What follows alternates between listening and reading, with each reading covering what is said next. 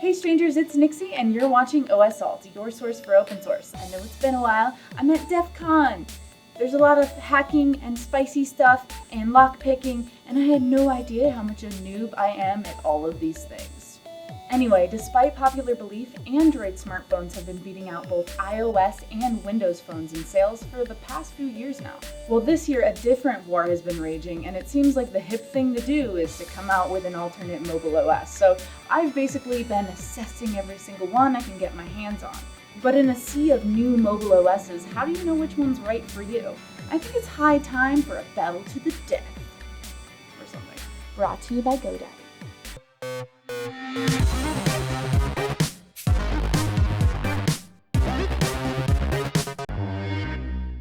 First, let's talk about some attributes of the upcoming OSs I'm going to talk about that are a common theme with each of them.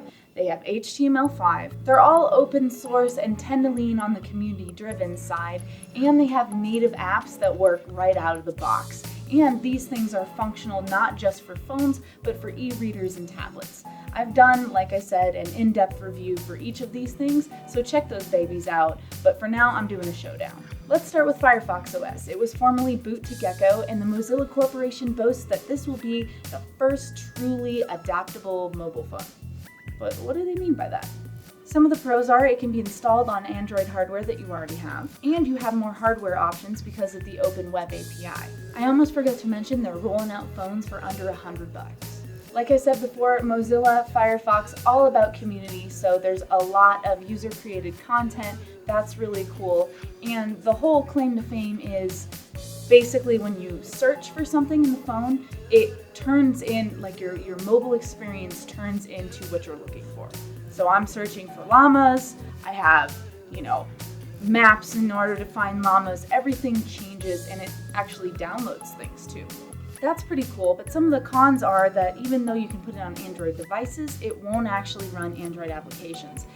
The look and feel of Firefox OS could definitely be prettier, but the main con and kind of issue I have, especially being at DEF CON, is the security issues, right? So it's adaptable. The phone is it turns into a different phone based on what you search. But if you're downloading stuff, how can Mozilla ensure that our phones won't become vulnerable based on having that feature? Now for Ubuntu Touch. I've been following this for quite some time now. It's Canonical's Debian-based smartphone that's also a PC. It's supposed to be an all-in-one computing solution, far more than just a mobile experience. Some of the intriguing things about Ubuntu Touch is it has a full installation of Ubuntu on it.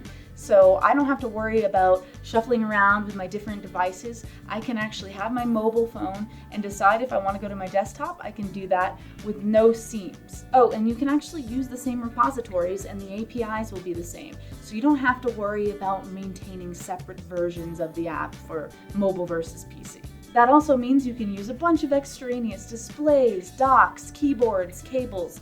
Oh, and it supports Valve and OpenGL and Unity support with cloud syncing to make Linux gaming possible. Hell yeah. There's absolutely zero Java support, so you could say that's a good thing, and actually they use CyanogenMod for the base of Ubuntu Touch. So that kind of drives the whole community message a little bit further still. As you can see, Ubuntu Touch is gorgeous. I guess you could say some of the cons are if you're into having Java, there's no Java, and there is Unity. So, people in Unity. Yay, excitement! Canonical decided to throw up on a crowdfunding site. Their new phone, Ubuntu Edge, hasn't come out yet, but you can't get one of these phones unless you pledge $800. I'm sorry, Canonical, I used to love the hell out of you, but how dare you? You rely so heavily on user support and created content like that, and then you go around and you say not only is it $800, but it's also you can't get it at the end of the campaign. So you're not even going to allow further purchases of this phone. It's like an exclusive thing. You got to be part of that exclusive club. I mean, it's not a thing. You should take that risk and you should allow it to be for everybody, and maybe even at a little bit of a cheaper price tag. I've never heard that. Okay, rant over. Not to mention you call it Ubuntu Edge, and I know that you're saying it's on the cutting edge, but you also got to remember that Edge is the slowest form of internet for mobile phones now. Okay, rant really over. Moving on to Tizen Os. Yes, the Linux Foundation has their own mobile OS and it's Android friendly, so that's a new one. Yes, so for a delightful change in your alt mobile OS experience, you have access to 400,000 Android applications that run on Tizen.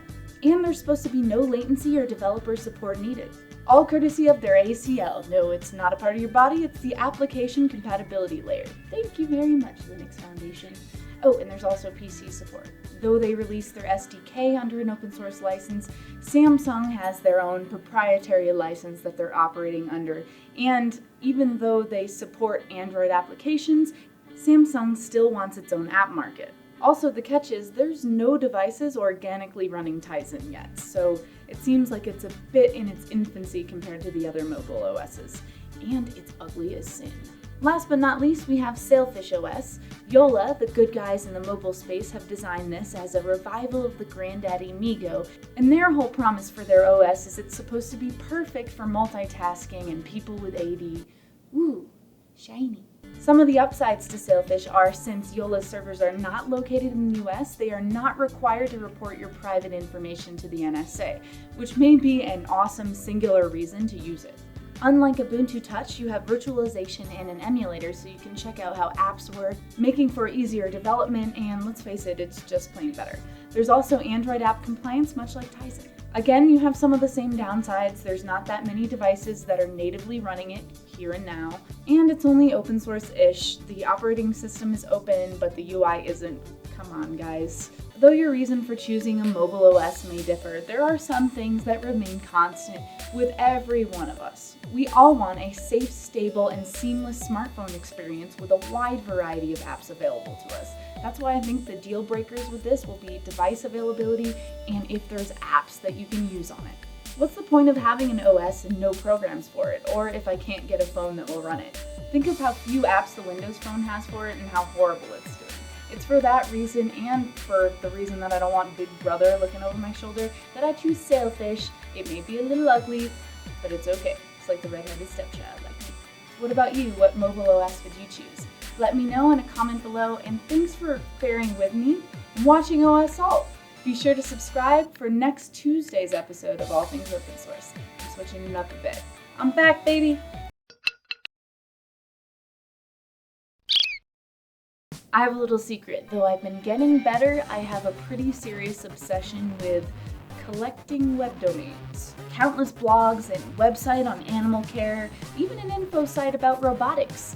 Danger, Will Robinson. If you're like me, don't worry, GoDaddy understands our domain hoarding tendencies. So they're offering new and transferred .coms for only $1.99 for the first year.